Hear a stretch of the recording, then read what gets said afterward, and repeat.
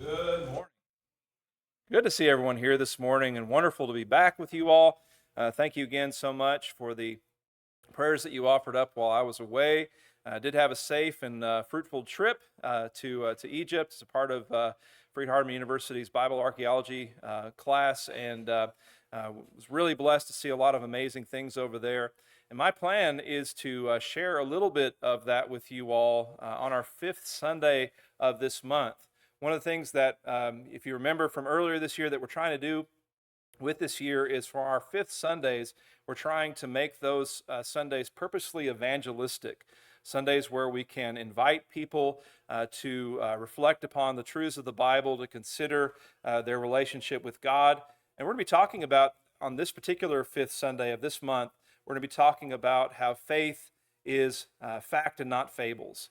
And so that's going to be what we're going to be discussing from the standpoint of some of the things that I was able to see in person that confirm the reliability and the accuracy of the Bible when I made that trip over there to Egypt. So very excited about sharing those things with you. And so I won't belabor the point, but just be planning on that fifth Sunday, plan to be here, and plan to invite your friends for something that hopefully will be beneficial to them.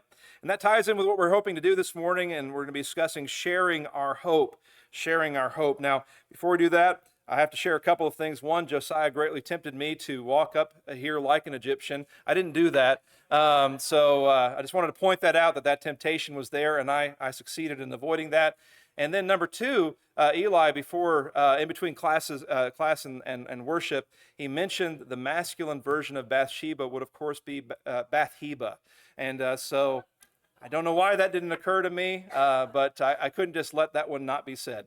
So, sharing our hope this morning. Psalm chapter 51, verse 12 says, "Restore to me the joy of your salvation. Uphold me by your generous spirit. Then I will teach transgressors your ways, and sinners shall be converted to you." Notice that this psalm of penitence, written from a place where David is reflecting upon the sin that he's committed, probably the sin he's committed with Bathsheba, and reflecting upon his desire to return, to be restored, and then to be useful to God.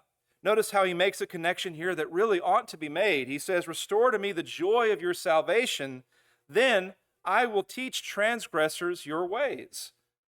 There is a link between the idea of our salvation and our desire to share that salvation, to share our hope with other people.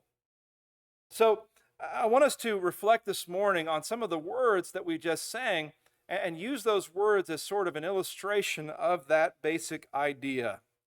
So this is Isaac Watts, and in the 1700s he penned these words: "Come we that love the Lord, and let our joys be known. Join in a song with sweet accord, and thus surround the throne. Let those refuse to sing who never knew our God, but children of the heavenly King may speak their joys abroad. The hill of Zion yields 1,000 sacred sweets before we reach the heavenly fields or walk the golden streets. Then let our songs abound and every tear be dry. We're marching through Emmanuel's ground to fairer worlds on high." We're going to take four thoughts from this hymn this morning and kind of reflect upon them, again, using this hymn as our guide. So, first of all, the question: do I truly know my God? Because as we've already said, we saw it in Psalm 51, and it's illustrated by this song, there is a link between knowing God and telling others about him. The word evangelism is from the Greek word euangelo. And the word euangelo has the prefix eu, which we see on all kinds of words in English today. It means good. Angelo is to message or to tell. And so the idea is that evangelism is a telling of a good message, the telling of good news. We get the euangelion, the gospel, as the word that describes the message of good news. So we should evangelize this message of good news. Let those refuse to sing who never knew our God, but children of the heavenly King may speak their joys abroad. In fact, I would probably argue, and I think that Isaac Watts might have done the same, that not only may they do so, maybe they must do so. We read about those 4 lepers in the scripture reading this morning in 2 Kings chapter 7, verses 3 through 10. Not an account that we turn to every day. I appreciate Nathan for kind of setting the stage for us. The Syrian army had camped around the city of Samaria, and they had laid siege to it. The people inside the city were starving to death, and they did not see any ability for salvation. The army was too weak to defeat the army of the Syrians. It was only a matter of time before starvation or their own lack of energy in defending the walls saw them fall to the enemy. But outside of the walls, as was the custom in those days, you find that there are 4 lepers, kind of caught between the two. They can't dwell inside of the city because of their leprosy, and they really can't hope to have any sort of mercy or help from the Syrians who are their enemies. But it occurs to them one morning, well, if we stay here, we're going to die. If we go to the city, there's no food there. If we go to the army, then maybe they'll have mercy on us. If they don't, then we'll die, and at least we won't be hungry anymore. And so the lepers, they decided that they were going to go and talk to the Syrians. And some things come across in this story, therefore. One, of course, again, that they are facing death. They say in verse number 3, why are we sitting until we die? They say, if they keep us alive, we shall live, and if they kill us, we shall only die. So they're facing death. They've embraced that. They're not fearful about that because they know it's fact. They're facing death, and yet they found something truly amazing. See, God had done something in the night. God had chosen, had sown his choice to deliver the northern tribes, to deliver the city of Samaria from the Syrians. He had driven them off in the nighttime. And not only had they been driven off, but they'd left everything behind. And so a group of men who had not had food to eat probably for some days, and who had not been shown mercy for probably a long time, come across this camp that is full of food and stuff. And you can see them in their excitement going from one tent to the next, gathering up all this food and gathering up all this gold and silver. They're eating the food, they're stuffing their pockets, they're going and they're digging holes and trying to bury this and having buried treasure because they know somebody's going to come and take all of this from them. And yet they think about this entire scene and they think about what they're doing. They realize at one point that what they're doing is not right. They say that in verse number 9. Because they're only, it says in verse number 8, in describing them, they're really only thinking of themselves, hiding things for their benefit. And so they realize something. They realize that there's some good news that has to be shared. And let's remind ourselves of these verses. In verses 9 and 10 of chapter 7, it says, they said to one another, we are not doing right. This day is a day of good news, and we remain silent. If we wait until morning light, some punishment will come upon us. Now therefore come, let us go and tell the king's household. So they went and called to the gatekeepers of the city and told them, saying, we went to the Syrian camp, and surprisingly no one was there, not a human sound, only horses and donkeys tied and the tents intact. Now, couldn't they have hidden everything and kept everything and kept silent? Well, they certainly could have, but they said that would not have been right, because there was good news. Does that sound familiar to you? Good news? Because remember, the euangelion is the gospel, which is good news. So what about us? As you think about this story, there are some amazing parallels. First of all, we think about them facing death. Are we people who at one time faced death? Absolutely. Romans chapter 6 and verse 23, the wages of sin is death, right? You know that. And so there was a reality that was your reality. You faced death. I faced death. And not just the Hebrews 9:27 kind of death, but the fearful reality that comes at the end of that verse. It is appointed unto men once to die, but after that the judgment. See, we didn't just face death, we faced the second death, the reality of being separated from God because of our sins. All men have to die, but we faced the second death, a death of separation from our God. Did we find something? We have found something, some of us have at least, in Jesus Christ. The wages of sin is death, but the And some versions like to emphasize this. The free gift of God is what? Eternal life in Jesus Christ. God has given us a precious and wonderful gift. A couple of passages to further illustrate that. 1 Peter chapter 1, verses 18 and 19. 1 Peter chapter 1, verses 18 and 19. If you'll open your Bibles, we'll read this. 1 Peter chapter 1 and verse number 18.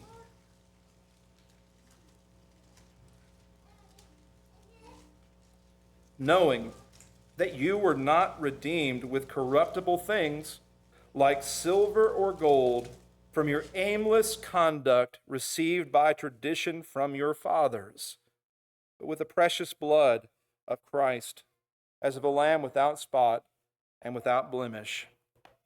Not only were we facing death, but what really was our life? You get the sense that these lepers spent their entire lives in limbo, in this sort of nothingness. They were there, they were alive, but they might as well not have been alive. Is that the story of you before you found Jesus? Is that your story now? Absolutely not, right? You were living a life, as this verse says, living a life where you were walking in the aimless patterns of the world, but now you have been redeemed with something truly precious, and there is no better news than that. Because as Ephesians chapter 1 and verse 3 says, what do we have in Christ? It says in Ephesians chapter 1 and verse 3, blessed be the God and Father of our Lord Jesus Christ, who has blessed us with every spiritual blessing in the heavenly places in Christ. We found something far better than food and stuff and tents. We have found total and full salvation in Jesus, and not just that, every spiritual blessing that heaven has to offer. So we have found something truly amazing, right? So what do we do with that? Well, as we continue to think about the parallels between us and those four lepers, we realize that there are only four possibilities here. One, we have found something and we're telling others, because that is the right thing to do. You find something that's precious, that's valuable, that's worthwhile, that could be a blessing to others, you tell them about it. I mean, how often has it been that you went to a good restaurant or that you have found a good product at a store and you tell people about it? Anybody ever done that before? This has helped me. This has been beneficial to me. You talk to people about what is helpful or beneficial to you and what you think might be helpful and beneficial to them. Now the question again is, well, have we done that with the gospel? And for some of us, we can say, yeah, we've been doing that. We tell people about this good thing that we found. Number two, though, there's another possibility, and there's in fact three more. Number two, maybe it is that we found something and we're not telling others. Now, what would that be? Well, that wouldn't be right. It wouldn't have been right for these four lepers not to tell people about the treasures and the food that they have found when they're starving people in the city. And it would not be right when there are starving souls who don't just need all spiritual blessings in heavenly places, they need salvation in Jesus. Not tell them about the opportunity that Jesus would afford them. And so that wouldn't be right. Number three, it might be that we haven't found anything, or maybe we found it and we've lost it. It might be this morning that the reason you're not telling anybody about Jesus is because even though you've experienced the joy of salvation, you need to say to God, restore to me the joy of my salvation. Because there is some sin that's hanging over this Sunday morning. It's sad that that happens sometimes, but it doesn't have to. The devil wants you to think, as we talked about in this morning's Bible class, the devil wants you to think that because you've sinned, that you are a failure. You're not a failure, you have failed. And the God who saved you from your sin in the first place is the God who will save you from your sin in the second place, in the third place, and in the umpteenth place. God will continue to save you of your sin as you continue to walk in His light. So don't live in a place where you don't have the joy of salvation, because God wants to give it to you. But number four, it could also be possible that we just don't know what we have. Maybe we haven't really stopped and taken stock of the blessing of being a Christian. So number two, I want to ask this question, again, using the hymn to guide us. I want to ask the question, have I seen God's blessings in my life? It says in the hymn that the hill of Zion yields 1,000 sacred sweets before we reach the heavenly fields or walk the golden streets. Now, the version of this hymn that we sing is actually a version that was created like 150 years after Isaac Watts penned these words. You'll notice that there are two names attached with the hymn. There's Isaac Watts, the one who wrote the words that you see in the stanzas, and then there's Robert Lowry, the guy who wrote the music and the guy who wrote the chorus. Now, I appreciate Robert Lowry for the tune because it's a nice tune, but I almost think that there's a little bit of mixed messaging happening here. It says that the hill of Zion yields 1,000 sacred sweets before we reach the heavenly fields or walk the golden streets. And yet, during the chorus, what do we remember? We're marching to Zion, beautiful, beautiful. Like it's like over there. The beautiful, beautiful Zion is like over there, and we're marching there. Well, that's not really what Isaac Watts was trying to talk about. He's not talking about the march. He's talking about how good the journey is. The hill of Zion yields 1,000 sacred sweets before we reach all the beauty of Zion. Before we get there. And in fact, Robert Lowry not only added that chorus, but he also did a little bit of editing. Maybe there's a little bit of a lack of poetry in some of these lines that you're about to see, but there's a message that we desperately need. So the lines that are missing from Watts' poem in Lowry's revision of it are these. The sorrows of the mind be banished from this place. He's talking about the assembly of God's people. Religion was never designed to make our pleasure less. That doesn't rhyme. I don't like the way that sounds. It's happened sometime when I'm reading the kids' books, like that. It doesn't always rhyme. Maybe that was what Robert Lowry noticed. But at the same time, what do you think about when you think about Sunday morning? Religion was never designed to make our pleasure less. Are you here out of duty or obligation? I think it's because if you are, it's because you haven't really taken stock of your situation. The blessings that God has afforded you, the change that God has made in you, and the wonderful opportunity that we have to celebrate that.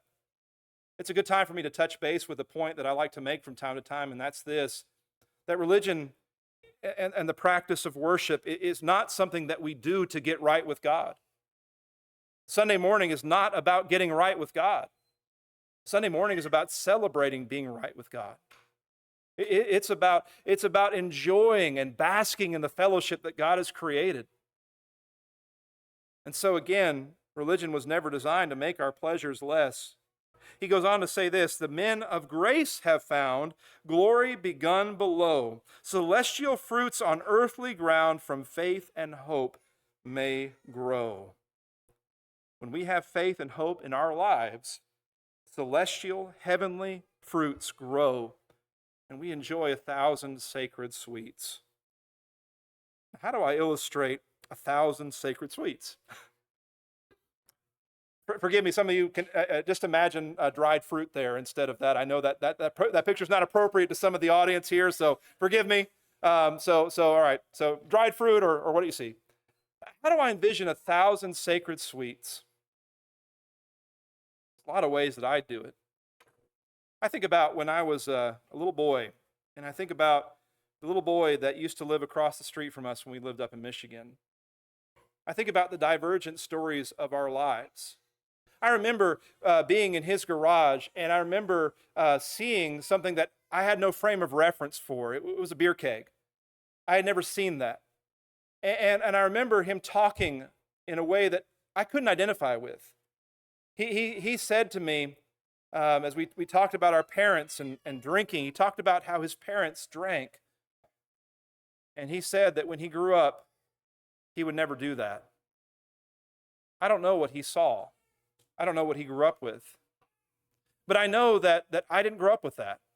Now, my parents, if you know the story of my life, they were in and out of the church, and there were, to this day, I've got my living parent is not in the church. And there are, realities with that. But one thing that because maybe they had that Christian background, they never brought into the home was alcohol. Well, that's not exactly true. My mom, after she fell away for a period, anyway, never mind. I won't talk about all that. But it was kept secret and private. It wasn't something that was obvious at the forefront of anything. And I think about that environment, and I think about the environment he grew up in. You know, the story as it continues is, even though we moved away, our family moved away when I was 8 years old. The story as it continues is that, my childhood friend, he went into high school, and developed some habits that he carried into college. And in college, one night, he drank so much that he passed out. He vomited and he asphyxiated. He died. And I think about that whole story of a young child that grew up in an environment that I can't understand, experiencing things that I didn't experience, making a commitment in that childhood moment to never pursue it, and then yet getting caught in that terrible cycle and now being dead. And I think about that, and I think about my life, and I don't want to say that I'm better in any way, but I'm certainly quite privileged. And it's a difference that God has made. I don't have to worry about that. Alcohol's not going to be in my house. It's just not. I'll never have to fear that reality for myself or for my children. 1,000 sacred sweets. How do you illustrate that?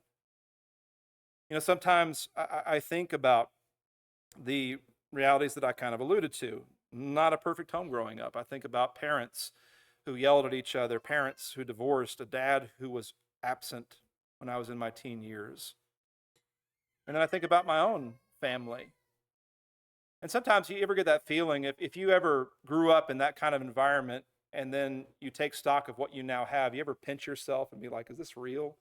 Is this really happening? Is this the life that I have? And you do that because of 1,000 sacred sweets. Because God has brought something totally different into your life than what you grew up with, something totally different than what you previously experienced. He's taught you better ways. He's taught you how to do different things and achieve different outcomes. How do you illustrate 1,000 sacred sweets? I think about the providential doors that God has opened. I think about the way that we've been led around the world, in ministry, never with a great surplus of money, never with a whole lot of stuff in reserve, but at the same time, always being provided for, always being cared for. I went to preaching school, and I had like 20-something bucks in the bank. That was it. And I remember when I went to the grocery store and I bought a big old pack of spaghetti, and I bought a jar of spaghetti sauce, and I made that pot of spaghetti. And I remember thinking, this is like the Last Supper, and that supper's going to have to eat this forever. And hopefully we've got some kind of arrangement here, like Elijah and that widow, and maybe there's going to be some spontaneous generation inside of this pot of spaghetti. I don't know, then that first support check came in, and people said, we value what you're trying to do here, and we're going to make sure that you get some more pots of spaghetti. And that's really all it was. I think I graduated to ramen noodles, but but I made it through that and was blessed throughout that entire period. I think that if any one of us would stop long enough to do that you would be able to see 1,000 sacred sweets.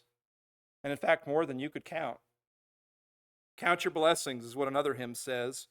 I love the line that, the line of musical instruction there, with deep gratitude. Count your blessings, but when upon not like that. No, with deep gratitude, because there is so much to be thankful for. I hope that alleviates the problem of you not realizing what you have. But what else will the hymn teach us? Have I connected myself with God's people? There is a link between fellowship and evangelism. Notice how the song isn't written from really just an isolated point of view. It says, "Come we that love the Lord, and let our joys be known." Join in a song of sweet accord. Sweet accord, that's a really nice Honda, right? No, it's not. That's a joke from Acts chapter 2. But Acts chapter 2 says that's what they had in the early church. It says that they had accord or union or fellowship with one another and with God, and thus surround the throne. There is a link between fellowship and evangelism.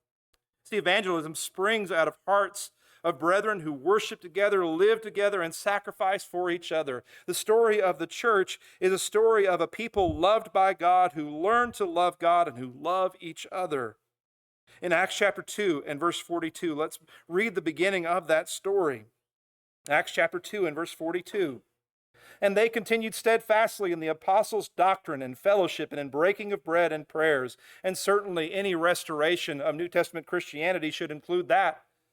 But not just that, right?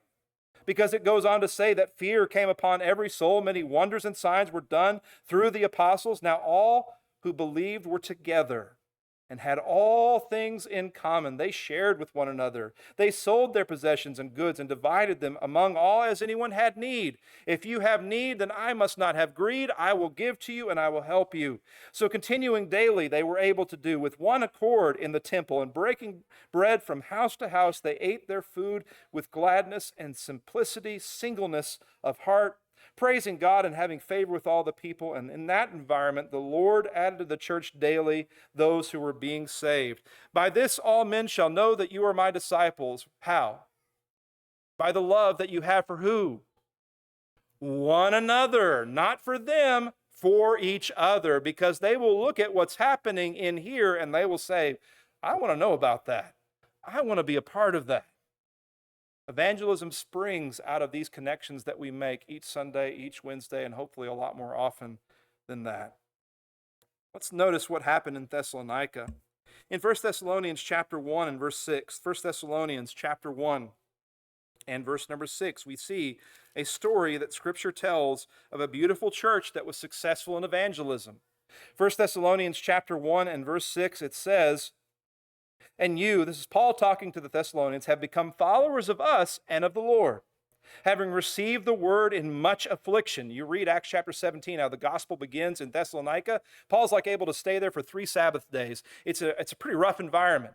He's forced to leave because of persecution. And so they receive the word of God in much affliction. But that affliction doesn't bother them because they have, it says in verse number 6, the joy of the Holy Spirit. And then they have the joy of this Holy Spirit, and when they have become followers of the apostles and of the Lord, this is what happens in verse number 7. So that you became examples to all in Macedonia and Achaia who believe. Believers were able to take stock of what was happening and be encouraged by that. Because what was happening? In verse number 8, for from you the word of the Lord has sounded forth. That's what the Lord's church does. Remember 1 Timothy chapter 3 and verse 15 and following says that the church is what? The pillar and ground of the truth. We uphold, we support, we enable people to see the truth. By the love that we have for each other, by the commitment to sharing these blessings with others, we uphold the truth, and the word of God sounds forth. Not only, as verse 8 says, in Macedonia and Achaia, not only in the surrounding regions, but in every place. Your faith toward God has gone out, so that we don't need to say anything about you. Paul says, let me brag on to you about the Thessalonians. They're like, oh, we already heard about them. Because their reputation went forth ahead of them. For they themselves declare concerning you what manner of entry we had to you, and how you turned to God from the idols to serve the living and true God. Paul says, let me tell you about some evangelistic work that I did in Thessalonica. They say, we already heard about that. Let me tell you what we've heard. And they were able to tell the story of how Paul went there and what happened and how the word of God went forth. Now what created this tremendous atmosphere for evangelism and this tremendous reputation, both among the believers and the non-believers? What enabled the Thessalonian church to have such success? Chapter 4, verse 9.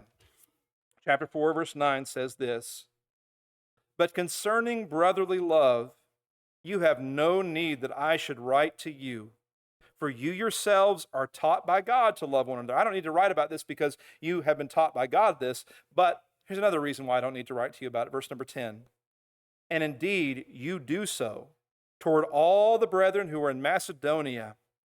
But we urge you, brethren, that you increase more and more. Now, you can never be satisfied with where you're at in brotherly love, but this was a church of brotherly love, a church of people who loved each other. Chapter 5, verse 11, therefore comfort each other and edify one another, just as you also are doing. You're already doing that.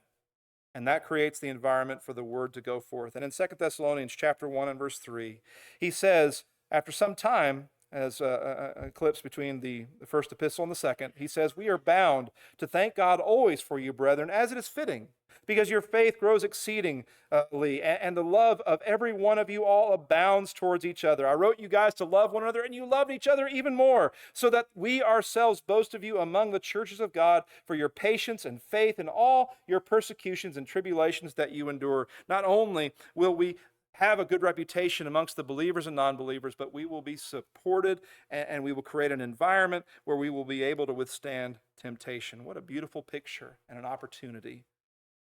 Trying to live the Christian life alone is wrong. It's wrong, and it puts us at terrible risk. I think about these words in 2 Timothy chapter 4 and verse 16 of the great apostle Paul. At my first defense, no one stood with me, but all forsook me. Shame on them. I love Paul's attitude. May it not be charged against them. And I love what he realized, but the Lord stood with me and strengthened me. But I think that that's not the way it's supposed to be. It's not the way it's supposed to be. So please, don't try to live the Christian life alone, and don't leave anyone in isolation. And number 4, the last thing that we're going to reflect upon using this hymn is the question, do I know where I am and where I am headed? Again, confidence creates an evangelistic environment. Then let our songs abound and every tear be dry. We're marching through Emmanuel's ground to fairer worlds on high. The reason I don't like, the marching design part, I'm not saying remove it from the song. It's okay to sing it. But the reason I don't like that addition, as I've already said, is because it detracts, I think, from the message of Sacred Sweets now. But it also detracts from the thrust of this idea. It's not just about where we're going. It's about where we already are and what we already have. This is not a story of us pursuing a future victory. This is a victory march. This is now Emmanuel's ground. Right now. Satan wants you to think that it's his ground. And Satan wants you to think that he has more power than he does, but he is a strong man tied up. He doesn't have power over you anymore. All authority, all power has been given to who and where? Jesus says, has been given to me and where? In heaven and on earth. Where else is there? Nowhere else. He has it. All authority, all power. And so right now we are marching through Emmanuel's ground, and a victory march that's leading us to fairer worlds on high. Christ has already won the battle, and he is with us as we evangelize the world. So he said to us, after having said that he has all authority, all power in heaven and earth, what did he say? Go you in light of this and make disciples, baptizing them in the name of the Father and the Son and the Holy Spirit, and teaching them to observe all things that I've commanded you. And if that scares you, if that terrifies you, if you're worried about that conversation, that awkward conversation you have to have with your non-Christian neighbor, your coworker, the person at school, if you're worried about that, Jesus says, lo, I am with you always, even in that moment and in every moment. And until the end of the age, the end of the world, whatever your translation says, Jesus is there. And he says that because of that, we ought to be confident he will never leave us nor forsake us, Hebrews chapter 13 and verse 6.